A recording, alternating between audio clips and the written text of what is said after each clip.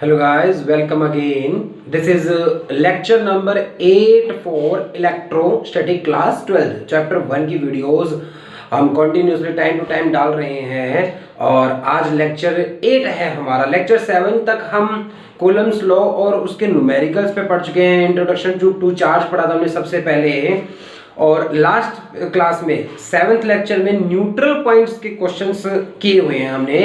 एक ऐसा पॉइंट जहां पर नेट फोर्स जीरो हो जाए चार्ज पर या पूरा सिस्टम इक्विलिब्रियम, कुछ इस तरह के क्वेश्चंस हमने किए थे। तो गाइज आज उससे आगे हम क्वेश्चंस करेंगे सुपरपोजिशन प्रिंसिपल।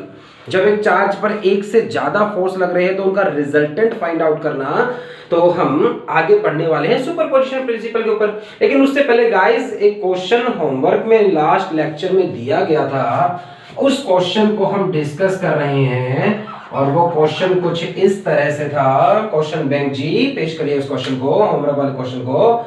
तो गाइस ये क्वेश्चन आप देख पा रहे हैं, ये क्वेश्चन आप देख पा रहे हैं इस तरह से, और इस क्वेश्चन का ये कहना था कि how should a charge capital Q be divided on two objects so that the force between them is maximum. दो ऑब्जेक्ट्स पर पॉइंट चार्जेस हैं, दो पॉइंट्स मान लेते हैं।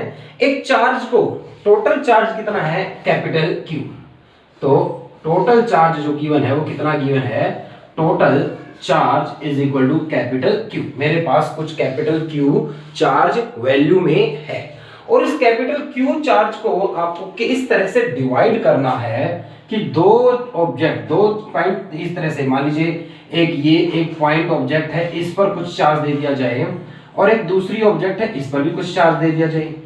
इनके बीच में कुछ डिस्टेंस है r, वो डिस्टेंस इनके बीच का फिक्स है गाइस। इनके बीच का जो डिस्टेंस है r, वो कुछ इस वक्त हमने क्या किया हुआ है, फिक्स किया हुआ है। तो r इनके बीच का अगर मान लीजिए डिस्टेंस है, तो r एक फिक्स डिस्टेंस इनके बीच का कर दिया जाए। तो आपसे पूछा गया कि किस तरह से चार्ज को डिवाइड किया जाए सो that the force is maximum.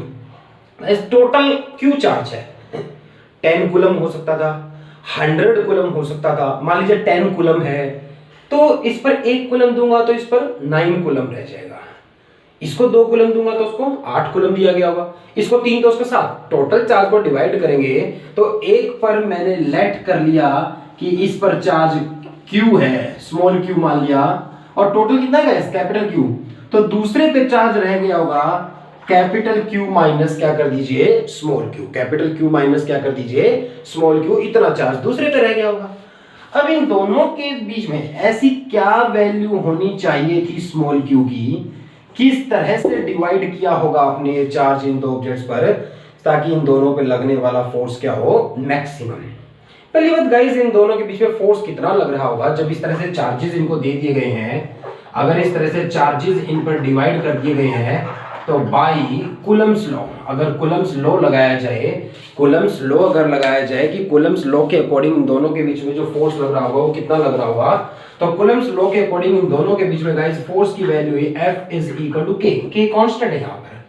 पहला चार्ज स्मॉल q और दूसरा चार्ज है capital Q minus small q, और डिवाइडेड बाई दोनों के बीच का डिस्टेंस है r स्क्वायर कर दिया मैंने उसका। तो इतना फोर्स इन दोनों के बीच में अगर लग रहा है, इतना फोर्स इन दोनों के बीच में अगर लग रहा है, तो ये फोर्स, इस फोर्स की वैल्यू मैक्सिमम होनी चाहिए कि इससे ज्यादा फोर्स इन दोनों के बीच में नहीं लग सकता। और यहां पर r कांस्टेंट है, कैपिटल Q भी कांस्टेंट है क्योंकि वो एक फिक्स वैल्यू दी गई है हमें कुछ। तो यहां पर वेरिएबल है कौन, स्मॉल q। स्मॉल q की आप वैल्यूज डिफरेंट सिलेक्ट कर सकते हो जिससे फोर्स वेरी करेगा। तो यानी q यहां पर वेरिएबल है, q की ऐसी क्या वैल्यू हो कि ये f क्या हो, मैक्सिमम। गाइस क्लास 11th में आपने पढ़ा होगा, मैथ्स के बहुत सारे बच्चे जानते भी हैं, नहीं भी जानते हैं तो एक फैक्ट को याद करिए। जब कोई फंक्शन होता है मैक्सिमम, मतलब जब किसी की वैल्यू होती है मैक्सिमम, तो डिफरेंशिएशन उसका क्या हो जाएगा, जीरो हो जाएगा। उसका डिफरेंशिएशन जीरो कर दीजिए गाइस। अगर फोर्स अपनी मैक्सिमम वैल्यू पर है, अगर फोर्स मैक्सिमम लग रहा है, तो गाइस इसका डिफरेंशिएशन अगर मैं करूं Q के रिस्पेक्ट में, किसके रिस्पेक्ट में, Q। कौन सा Q है गाइस, ये स्मॉल q। क्योंकि स्मॉल q की एक ऐसी वैल्यू सिलेक्ट कर ली है आपने जिसके लिए जो फोर्स लग रहा है वो क्या हो गया है, मैक्सिमम हो गया है। तो उस Q की वैल्यू निकालनी है हमें ताकि फोर्स मैक्सिमम हो जाए। तो अगर फोर्स की वैल्यू मैक्सिमम हो गई है तो Q के रिस्पेक्ट में इसका डिफरेंशिएशन क्या होगा, 0 होगा।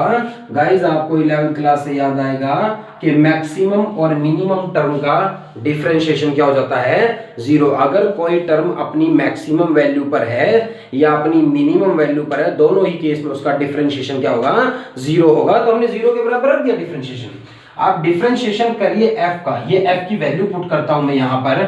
आपको डिफरेंशिएशन करना है q के रिस्पेक्ट में, आपको डिफरेंशिएशन करना है q के रिस्पेक्ट में। आपको d बाई dq करना था, तो d बाई dq कर रहे हैं। f की वैल्यू थी k, f की वैल्यू है k, और इस स्मॉल q को अंदर मल्टीप्लाई किया जाए तो कैपिटल Q इंटू में स्मॉल q और माइनस q का स्क्वायर और divided by r square is equal to 0। Guys के यहाँ पर कांस्टेंट है, डिफरेंशिएशन में बाहर ले लिया जाएगा। आर स्क्वायर भी यहाँ फिक्स है, डिफरेंशिएशन में बाहर ले लीजिए। डिफरेंशिएशन आपको करना है डी बाई डी क्यू करना है आपको, कैपिटल Q इंटू में स्मॉल q का और माइनस q स्क्वायर का, और इज इक्वल टू बराबर किसके, 0 के। तो इस तरह से 0 के बराबर अगर आपने इसको रखा है गाइस, तो यहाँ पर आगे ध्यान दीजिए कि ये जो कांस्टेंट टर्म्स है k, ये उधर 0 पे गई, आर स्क्वायर 0 पे गया। आपको डिफरेंशिएशन करना है डी बाई डी क्यू करना है, capital Q into small q और माइनस q स्क्वायर का बराबर 0। जब आप capital Q into small q का डिफरेंशिएशन करेंगे तो कैपिटल Q इसमें कांस्टेंट है, बाहर आ गया होगा। स्मॉल q का डिफरेंशिएशन q के रिस्पेक्ट में 1 हो जाएगा गाइस, x का डिफरेंशिएशन x के रिस्पेक्ट में 1 हो जाता है, ठीक उसी तरह से ये 1 हो जाएगा। तो माइनस q स्क्वायर का डिफरेंशिएशन 2 आगे आ जाएगी पावर, फिर q आ जाएगा, एक पावर माइनस कर दी। आपको याद होगा x की पावर m का डिफरेंशिएशन जिस तरह से हम करते थे, इक्वल टू 0।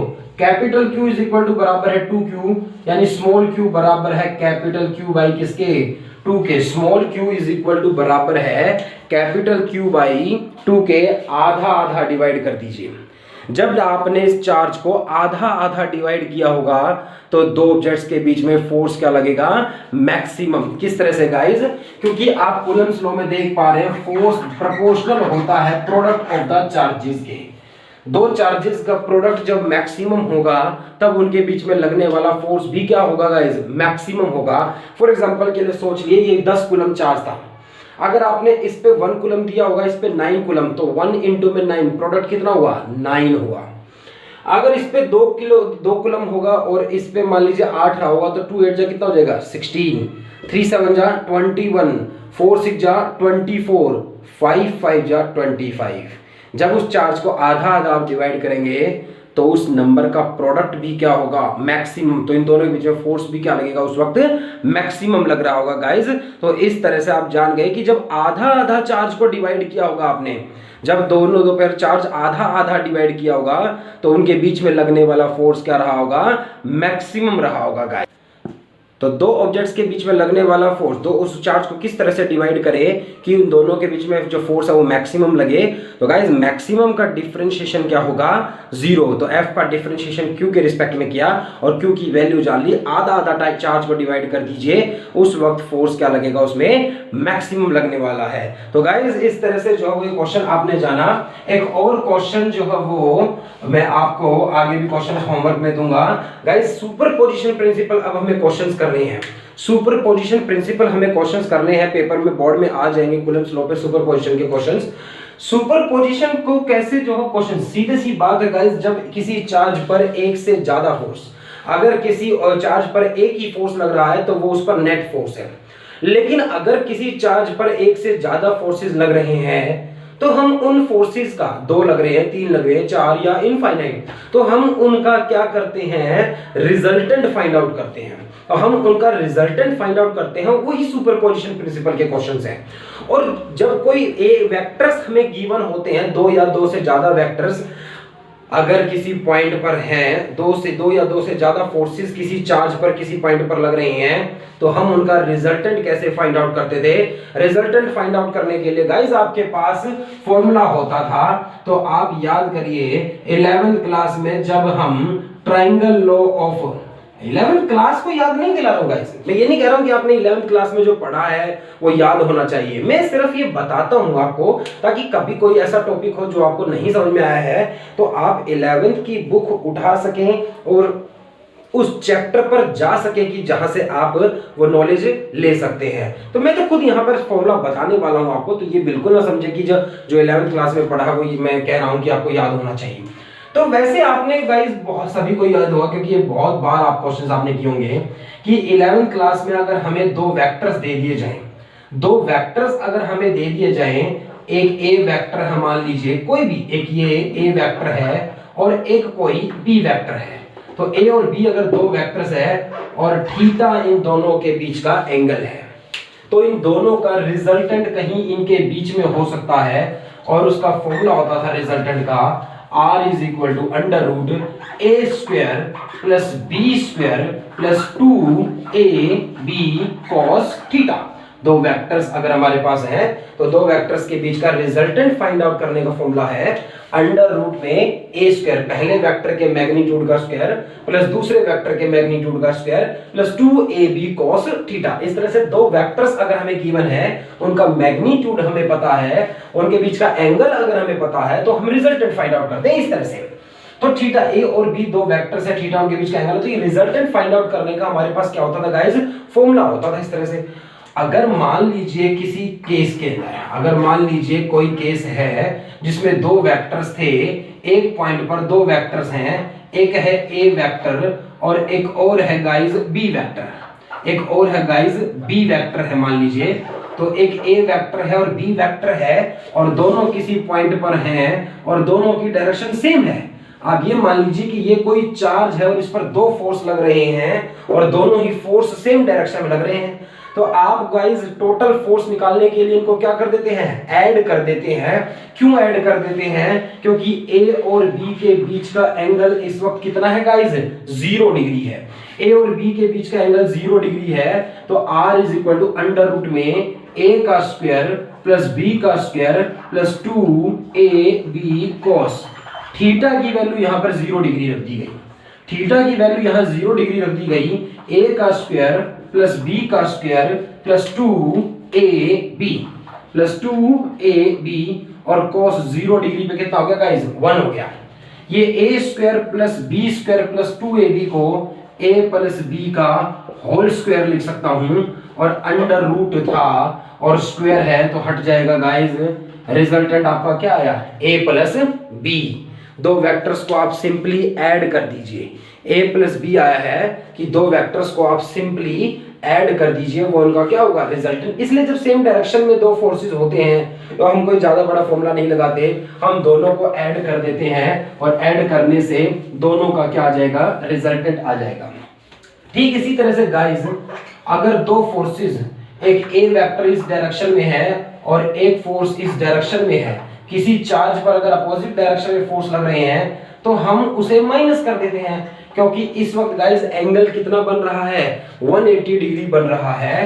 तो रिजल्टेंट का फॉर्मूला होगा r is equal to under root में a का स्क्वायर प्लस b का square plus 2ab cos 180 degree. Guys cos की वैल्यू 180 डिग्री पर गाइस माइनस की 1 होगी, a square plus b square 2ab cos 180 की वैल्यू माइनस की 1 होगी तो वो यहाँ माइनस कर देगा, इस बार ये a माइनस बी का होल स्क्वायर बनेगा और रिजल्टेंट आया a माइनस बी। इसलिए जब दो फोर्सेस अपोजिट डायरेक्शन में होते हैं हम कभी रिजल्टेंट के फॉर्मूले पर जाते ही नहीं, शॉर्टकट मार देते हैं कि हमें पता है दो फोर्सेस अगर 180 डिग्री के एंगल पर है तो उनका रिजल्टेंट क्या होगा, वही आएगा जो माइनस करने पे आएगा। हम उन दोनों को क्या कर देते हैं गाइस, माइनस कर देते हैं। इस तरह से मैं आपको ये याद दिला रहा हूं ताकि आप वेक्टर्स का रिजल्टेंट फाइंड आउट करने के इन फॉर्मूले को अच्छे से यूज कर पाए, इसलिए मैं आपको एक बार फिर से रिमाइंड करा रहा हूं।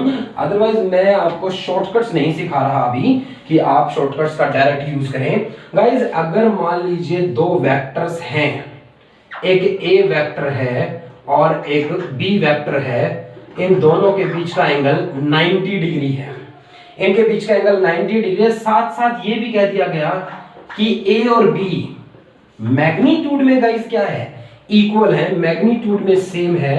तो r is equal to under root में a का स्क्वायर प्लस, अब a और b का मैग्नीट्यूड अगर बराबर है तो, या फिर नहीं, हम मान लीजिए a square plus b square plus 2ab cos theta, और थीटा यहाँ पर कितना हुआ गाइस 90 डिग्री, थीटा यहाँ पर 90 डिग्री हुआ, तो guys a square plus b square, cos 90 पर वैल्यू कितनी होती है 0 होती है, cos 90 पर 0 होगा तो ये टर्म 0 हो जाएगी और रिजल्टेंट बचेगा a का स्क्वायर प्लस b का स्क्वायर। अगर a और b का मैग्नीट्यूड सेम है तो इसे भी a स्क्वायर लिख सकते हैं, इसे भी a स्क्वायर लिख सकते हैं, 2a का स्क्वायर हो सकता है, √2 रह जाएगा, a का स्क्वायर है तो अंडर रूट से बाहर, तो फिर एक फोर्स की जो वैल्यू रही होगी उसका √2 टाइम्स कर दीजिए, वो इनका रिजल्टेंट रहा होगा इस तरह से बीच में कहीं। तो अगर a और b दो वेक्टर्स हैं और उनके बीच में 90 का एंगल बन रहा है, रिजल्टेंट होगा under root a square plus b square. अगर दोनों मैग्नीट्यूड में भी बराबर है, दो फोर्सेस दोनों की वैल्यू इक्वल है मैग्नीट्यूड में, तो √2 टाइम्स a आ गया। ये शॉर्टकट आप यूज भी कर पाएंगे, मैं इसीलिए आपको बता रहा हूं कि हालांकि हमें जरूरत नहीं, हम ये फॉर्मूला लगाएंगे रिजल्टेंट के लिए, फाइंड आउट कर लिया करेंगे, लेकिन जब कभी 90 का एंगल हो, 60 का एंगल हो, 30 का एंगल हो, 180 का एंगल हो, 0 डिग्री का एंगल हो, तो गाइस हम शॉर्टकट ही लगाना चाहेंगे ताकि हमारा समय बच जाए। इसलिए मैं आपको ये सब रिमाइंड करा रहा हूं कि आप किस तरह से वेक्टर के इस फॉर्मूले का यूज करते थे, तब आपको आसान लगेंगे बिल्कुल। गाइस चौथी बात इस तरह से हो सकती है, a बराबर है b के, मैग्नीट्यूड में दोनों बराबर हैं और दोनों के बीच में एंगल 60 डिग्री है, तो resultant is equal to under root में गाइस a का स्क्वायर प्लस b का square plus 2ab cos 60 degree. अब cos 60 डिग्री पे वैल्यू 1/2 होती है गाइस, याद करिएगा, जिसे ना याद हो प्रिपेयर करिए अपने आप को, ऐसे पीछे ना रहे, ऐसे ना सोच के रहे कि मुझे तो वैल्यू ही नहीं आती, cos 60 पे वैल्यू याद करिए गाइस, 1/2 है, 2 से 2 कटेगा, हेंस गाइस क्योंकि मैंने पहले ही दोनों को, otherwise a square plus b square plus ab resultant होता, बट अगर दोनों वेक्टर्स मैग्नीट्यूड में सेम, हम तब बात कर रहे हैं, तो मैंने a स्क्वायर b को भी a लिख दिया, इस ये a तो a है, इस b को भी a लिख सकते हैं, तो क्या हो जाएगा, ये भी a स्क्वायर हो जाएगा, 3 टाइम्स a स्क्वायर हो जाएगा, √3 टाइम्स a। कहने का मतलब है अगर एक a वेक्टर था और एक b वेक्टर था, दोनों के बीच में 60 का एंगल है, जो वैल्यू b की है मैग्नीट्यूड में वही a की है, दोनों को a लिख दो, तो उनका रिजल्टेंट कहीं बीचों बीच आएगा और उसकी वैल्यू कितनी होगी, √3 टाइम्स a के, √3 टाइम्स किसी एक के कर दीजिए, एक के √3 टाइम्स कर दीजिए गाइस। तो इस तरह से गाइस ये मैंने आपको बताया, अगर इनके बीच में एंगल बन रहा है 60 का। और एक और बात हम जान लेते हैं कि दो वेक्टर्स हैं, मान लीजिए दो वेक्टर्स हैं, ये एक a वेक्टर है और ये एक b वेक्टर है, तो b को भी मैंने a ही लिख दिया, यानी दोनों का मैग्नीट्यूड क्या है गाइस, सेम, और दोनों के बीच में एंगल कितना बन रहा है 120 डिग्री का। तो दो वेक्टर्स हैं, दोनों के बीच मैग्नीट्यूड सेम है और 120 डिग्री इनके बीच का एंगल है। कुछ बच्चे 11th के क्वेश्चन को याद आ जाएगा उनको, और वो बता देंगे कि जब दोनों का मैग्नीट्यूड सेम हो और उनके बीच में 120 डिग्री एंगल हो, तो जो इनका रिजल्टेंट आएगा वो a के ही बराबर आ जाएगा। जितना मैग्नीट्यूड a का है उतना ही दूसरे वेक्टर का है, b का है, वही मैग्नीट्यूड इनके रिजल्टेंट का रहा होगा, क्योंकि r is equal to under root में a का स्क्वायर प्लस b का स्क्वायर प्लस 2ab। और गाइस 120 डिग्री जो एंगल बन रहा है वो 120 बन रहा है, तो cos 120 डिग्री, cos 120 पर -1/2 है गाइस, तो ये a का स्क्वायर है प्लस ये भी a का स्क्वायर है और प्लस 2, ये भी a है, ये भी a है, a स्क्वायर, और ये cos 120 पर -1/2 है, 2 से 2 काट दीजिए, तो अंडर रूट में a का स्क्वायर प्लस a का स्क्वायर और ये माइनस a का square, hence guys minus a cut जाएगा, अंडर रूट में a स्क्वायर बचेगा, अंडर रूट से बाहर a बचेगा। वही रिजल्टेंट आ जाएगा इसका कि अगर दो वेक्टर्स मैग्नीट्यूड में सेम है, अगर दो वेक्टर्स मैग्नीट्यूड में सेम है, तो दो वेक्टर्स अगर मैग्नीट्यूड में सेम है और उनके बीच में 120 का एंगल है, तो उनका रिजल्टेंट भी उन्हीं के बराबर आ जाएगा। गाइस सुपरपोजिशन प्रिंसिपल के क्वेश्चंस करने के लिए ये वेक्टर्स के फॉर्मूले हमें पता होने चाहिए थे कि रिजल्टेंट कैसे फाइंड आउट करते हैं। तब मैं आपको एक क्वेश्चन समझाने की कोशिश करता हूं, यहाँ पर आप इस क्वेश्चन को ध्यान से समझिएगा, फिर सारे क्वेश्चन आप कर पाएंगे गाइस इस तरह से। और क्वेश्चन कुछ इस तरह से गिवन है गाइस कि कुछ 3 चार्जेस हैं। तो 3 चार्जेस हैं यहाँ पर, और एक चार्ज है गाइस 5 माइक्रोकूलम, दूसरा चार्ज है +10 माइक्रोकूलम, और गाइस तीसरा चार्ज है -10 माइक्रोकूलम। तो 5 माइक्रोकूलम, 10 माइक्रोकूलम एंड -10 माइक्रोकूलम इस तरह से गिवन है। जब कभी भी गाइस आपको चार्जेस इस तरह से गिवन होंगे, अगर आपको कोई चार्ज गिवन है mc मिली कूलम में, आप 10⁻³ लगाइए, कूलम में चेंज हो जाएगा। अगर आपको गिवन है माइक्रो कूलम में, 10⁻⁻6 लगाइए, कूलम में चेंज हो जाएगा। आपको गिवन है नैनो कूलम में, 10⁻⁻9 लगाइए, कूलम में चेंज हो जाएगा। और पीको कूलम में गिवन है तो 10⁻12, पीको में बहुत रेयर होगा इस तरह से। तो guys 5 microcoulomb, 10 microcoulomb and -10 microcoulomb are three charges placed on the vertices of an equilateral triangle of side 5 centimeter each। Guys एक इक्विलेटरल ट्राइंगल कंसीडर कर लीजिएगा, एक इक्विलेटरल ट्राइंगल कंसीडर कर लीजिएगा। ये उसकी ए वर्टेक्स है मान लेते हैं, और ये उसकी बी वर्टेक्स है मान लीजिए, और ये उसकी सी वर्टेक्स है मान लीजिए। तो इस तरह से एक इक्विलेटरल ट्राइंगल हमने कंसीडर किया। इक्विलेटरल ट्राइंगल होता है गाइस जिसकी सभी साइड्स क्या होती हैं, इक्वल होती हैं। इक्विलेटरल ट्राइंगल होता है जिसकी सभी साइड्स इक्वल होती हैं। तो एक इक्विलेटरल ट्राइंगल है जिसकी सभी साइड्स गाइस। तो गाइस इस क्वेश्चन में रिजल्टेंट फाइंड आउट करेंगे हम। तो ये अगर इक्विलेटरल ट्राइंगल की 3 वर्टिसेस पर यहाँ ए पर रख दिया गया है पहला चार्ज Q1 चार्ज रख दिया गया है 5 माइक्रोकूलम, यहाँ बी पर दूसरा चार्ज रख दिया गया है Q2 10 माइक्रोकूलम, और यहाँ तीसरा चार्ज रख दिया गया है -10 माइक्रोकूलम। 3 चार्जेस एक इक्विलेटरल ट्राइंगल की 3 वर्टिसेस पर रख दिए गए हैं, और एक इक्विलेटरल की सभी साइड्स बराबर होती है। 5 सेंटीमीटर, ये भी 5 सेंटीमीटर है, और ये भी गाइस 5 सेंटीमीटर है। तो सभी साइड्स इसकी इक्वल है। Find the force on the charge placed at vertex A. A पर रखे हुए चार्ज पर आपको फोर्स फाइंड आउट करना है। तो गाइस किसी भी चार्ज पर अगर हमें फोर्स फाइंड आउट करना है और एक से ज्यादा फोर्स उस पर लग रहे हैं, तो पहले आप सभी से फोर्स देख लीजिए किस डायरेक्शन में लग रहे हैं। अगर हम बात करें ए पर फोर्स की, तो गाइस पहले हम ए पर पेंसिल रखें अपनी इस तरह से, और ए पर पेंसिल रखने के बाद गाइस आप सोचें कि ए पर यहाँ ये बी पर कोई चार्ज रखा तो ये जरूर फोर्स लगाएगा। गाइस बी पर जो चार्ज रखा हुआ है वो पॉजिटिव, ए पर जो चार्ज रखा हुआ वो भी क्या है, पॉजिटिव, और ये इन दोनों के बीच की लाइन है जो इन्हें ज्वाइन कर रही है। तो ए पर पेंसिल रखिए और इसी लाइन पर फोर्स लगेगा। तो ए पर पेंसिल रखिए अपनी, तो बी जो है वो ए को रिपेल करेगा। गाइस बी अगर ए को रिपेल करेगा तो ए से पेंसिल किधर जाएगी, अवे। ये ए पर फोर्स लगाया है किसने, बी ने। मैं इसे एफ बी नाम दे देता हूं, या इसे आप F1 नाम दे सकते हैं। ये फोर्स लगाया है ए पर किसने, बी ने। अब ए और बी के बीच के फोर्स की बात हो चुकी है। ए पर फोर्स ये भी लगाएगा, ये भी तो इसके पास रखा हुआ है। सी पर रखा हुआ चार्ज नेगेटिव है, ए पर जो चार्ज रखा हुआ वो पॉजिटिव है, तो ये चार्ज इसे अट्रैक्ट करेगा। फोर्स किस पर देखना है लेकिन गाइस, ए पर पेंसिल रख लीजिए, इसी लाइन पर फोर्स लगेगा तो सी ए को अट्रैक्ट करेगा, तो अपनी तरफ अट्रैक्ट करेगा इस डायरेक्शन में। तो ये फोर्स होना चाहिए, इसे मैंने F2 नाम दे दिया, जो सी ने फोर्स लगाया है ए पर इस डायरेक्शन में। तो गाइस इस पर 2 फोर्स लग रहे हैं। ए पर जो चार्ज रखा है उस पर 2 फोर्स लग रहे हैं। एक फोर्स है, एक इस पर फोर्स लग रहा है जो इस बी ने लगाया है 10 माइक्रोकूलम ने, और एक इस पर इस डायरेक्शन में लग रहा है F2 जो इसने लगाया -10 ने। दोनों फोर्सेस का अगर मैग्नीट्यूड पता हो तो इनका रिजल्टेंट हम फाइंड आउट कर लेंगे, क्योंकि गाइस इक्विलेटरल ट्राइंगल है ये। तो इसके सभी एंगल 60 डिग्री के, 60 और ये भी 60। तो ये वाला एंगल इसका मतलब कितना हुआ, 120 डिग्री हुआ। 2 वेक्टर्स हमारे पास हैं F1 और F2, और उनके बीच में एंगल बन रहा है 120 डिग्री का। तो हम उसका रिजल्टेंट फाइंड आउट कर सकते हैं आसानी से। तो पहले हमें F1 और F2 का क्या पता होना चाहिए, मैग्नीट्यूड।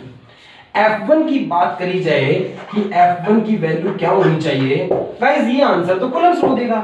2 चार्जेस के बीच फोर्स का फॉर्मूला है F1 = K। इस चार्ज की वैल्यू Q1, इस चार्ज की वैल्यू Q2, और दोनों के बीच का डिस्टेंस R², जिसको मैंने A मान लिया है, तो आप A² लिख सकते हैं इस तरह से गाइस। फिर आप ये देखेंगे F1 इज इक्वल टू के की वैल्यू है कुछ 9 इंटू 10⁻⁹। पहले चार्ज की वैल्यू 5 माइक्रोकूलम, गाइस 5 इंटू 10⁻⁻6 कर दीजिए। फिर इसी के साथ गाइस मल्टीप्लाई में लिख लीजिएगा दूसरे चार्ज को, और वो है 10 माइक्रोकूलम, 10 इंटू 10⁻⁻6। 10 की पावर -6 इसलिए आ रही है गाइस क्योंकि माइक्रोकूलम कोई ऐसा यूनिट नहीं है, और divided by distance 5 centimetre. Centimetre से मीटर में चेंज करने के लिए 10⁻⁻² लूंगा और स्क्वायर कर दूंगा। गाइस मैग्नीट्यूड सोल्व करके आया 180 न्यूटन, 180 न्यूटन इस डायरेक्शन में। F2 की बात करी जाए गाइस, अगर F2 की बात करी जाए तो आप देखेंगे गाइस कि F2 फोर्स जो लग रहा है इस डायरेक्शन में, F2 फोर्स की बात करी जाए, जो मैग्नीट्यूड इस 10 का था वही मैग्नीट्यूड इसका है, वही डिस्टेंस है। गाइस ये फोर्स भी सोल्व कर आप फॉर्मूला जब लगा के देखेंगे इन दोनों के बीच में तो 180 न्यूटन आएगा। और अब रिजल्टेंट फाइंड आउट करना है तो अंडर रूट में F1 का स्क्वायर प्लस F2 का स्क्वायर प्लस 2F1 F2, और गाइस एंगल बन रहा है 120 डिग्री। 120 डिग्री का मतलब कोस की वैल्यू 120 पर -1/2 होती है, तो F1 का स्क्वायर होगा प्लस, गाइस इसको भी F1 लिख लीजिए, दोनों मैग्नीट्यूड में बराबर आए हैं, F1 का स्क्वायर प्लस F1 का स्क्वायर, और ये है यहाँ पर +2, और ये भी F1 का स्क्वायर, और cos 120 पर -1/2, 2 से 2 कटने पर ये F1 स्क्वायर हो जाएगा, ये इससे कैंसिल हो जाएगा, अंडर रूट में F1 स्क्वायर बचेगा, मतलब F1 मतलब 180 न्यूटन। इन दोनों के बीचों बीच एक फोर्स लग रहा होगा, रिजल्टेंट जो होगा उसकी वैल्यू भी 180 न्यूटन होगी। थोड़ी देर पहले आपने जाना था कि अगर दो फोर्सेस, दो वेक्टर्स मैग्नीट्यूड में बराबर हैं और उनके बीच में एंगल 120 डिग्री है तो उनका रिजल्टेंट भी गाइस सेम आ जाता है। नेक्स्ट वीडियो जल्दी ही मैं आपके लिए लेके आऊँगा, और क्वेश्चंस इस पे कुछ देखेंगे और फिर इलेक्ट्रिक फील्ड पर पढ़ेंगे। गाइस लाइक करिए, शेयर करिए, सब्सक्राइब करिए, डू इट योरसेल्फ। थैंक्स।